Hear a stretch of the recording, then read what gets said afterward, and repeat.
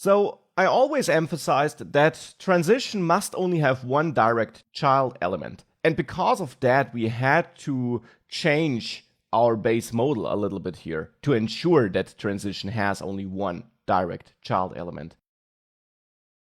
Well, actually, there are exceptions to that rule. There is a scenario where you might have more than one direct child element.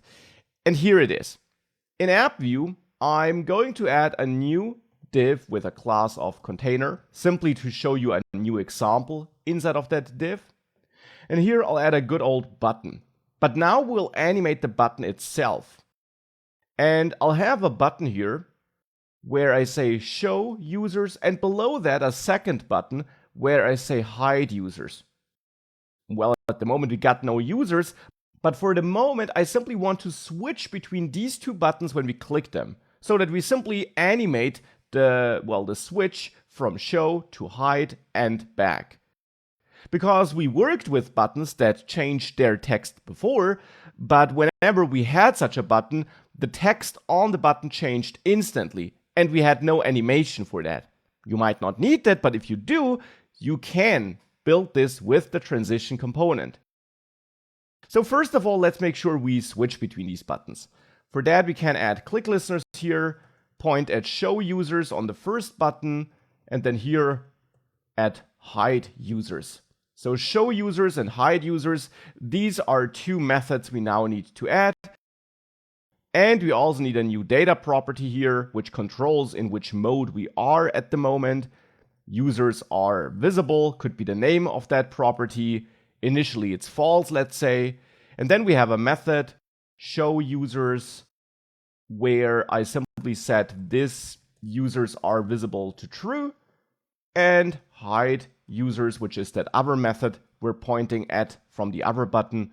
And here we can set users are visible to false.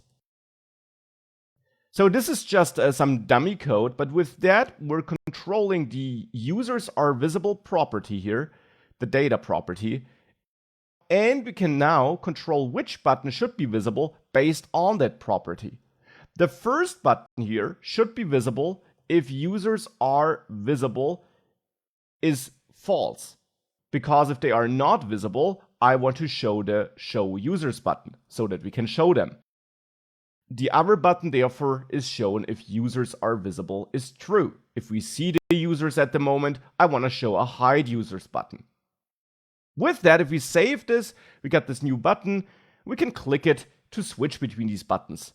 In reality, that of course would do something else on the page as well, show a list of users, for example, but here I just want to focus on the transition between these two buttons. And I already said it, on the transition.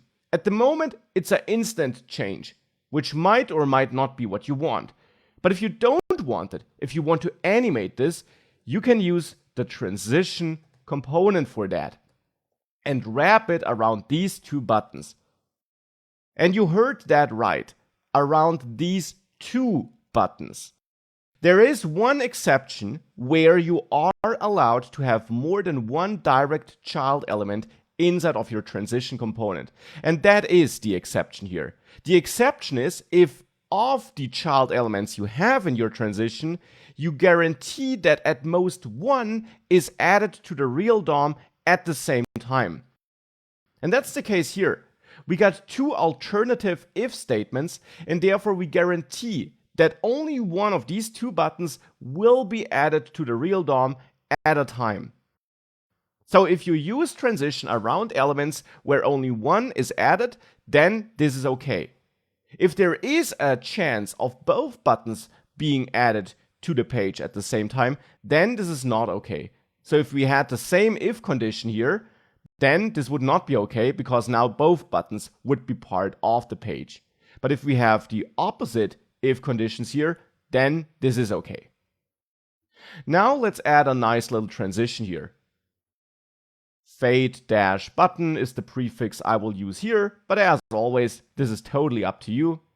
And now down there in the style code, maybe here, I'll add fade-button enter from, and then copy this to also add the active and two classes.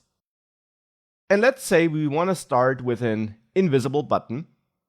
Then we want to go to a visible button.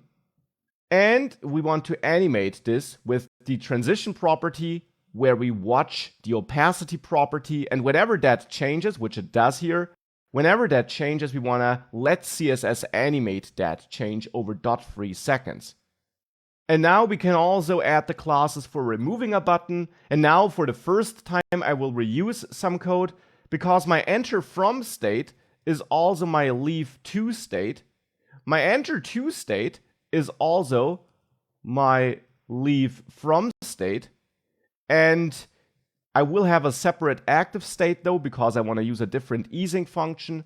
So fade button leave active. There I set up a transition watching the opacity over .3 seconds with a ease in function. If I would use ease out here, we could of course also have merged it with this CSS rule, but I want to use ease in here. So now here I'm reusing a little bit of code instead of writing everything twice. I did it before to be more explicit, but now I think we got the idea, so we can write less code here. And if I now save that, we get an error. Transition expects exactly one child element or component. Now I just emphasized that it would be fine to have multiple elements if we guarantee that only one is shown at the same time. Well, the problem is Vue doesn't understand that these if conditions here guarantee us that only one button is added. It doesn't analyze the if conditions. So in order to give Vue a clear signal that it's either that or that component, we should use velse here. Because velse is pretty clear. With velse, we guarantee that only this or this component is shown. That will never have both on the screen at the same time. So now with that added, this works. And now you see we have this smooth transition here. When a button is removed, it fades out. When it's added, it fades in. But of course it's also ugly because it jumps, and during the transition we actually have both buttons on the screen, which by the way is okay here because this is now controlled by Vue. So this is certainly not what we want. We want this fade transition, but we don't want both buttons at the same time on the screen. Instead, one button should fade out and then the other button should fade in. That's the idea. And that's also something you can control. You can add the mode prop here to the transition component. And mode knows two values, in out and out in. And this controls whether first the leaving element should be animated or the new element. So if I set this to in out and reload, we get the same behavior as before, or a similar behavior. Now the addition of the button is animated first, and then the button is removed. We can switch this to out in, and now we'll have a better behavior. With out in, if we reload, Vue will first animate the removal of the button, and then animate the addition of the new button. So this allows you to control which element should be animated first, instead of animating both at the same time, which gave us this undesirable output. Now we're having a smooth animation with help of transition and multiple child elements, which is okay, as you learned, if you know that only one of them will be active at the same time, and you can give a clear signal with vif velse to Vue that this will be the case.